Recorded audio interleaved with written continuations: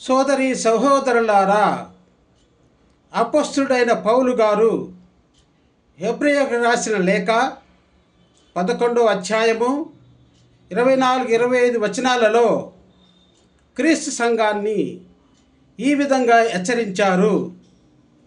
వారు సంఘముగా కూడుకొనుట మానవద్దని, సంఘముగా కూడుకొని ప్రార్థించాలని, సమయం సమీపించిన కొలది మరి ఎక్కువగా సంఘంగా కూడుకొని ప్రార్థించాలని వారిని హెచ్చరించారు.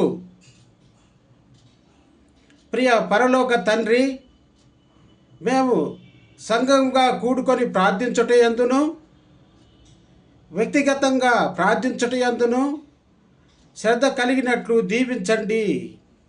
ఈ మనవులను మా ప్రభువైన యేసుక్రీస్తు ద్వారా వేడుకొనుచున్నాము. ఆమేన్. దయబడిన యేసు ప్రభు మనలను దీవించి మన రాకపోకల యందు కాచి కాపాడుదురుగాక. ఆమేన్.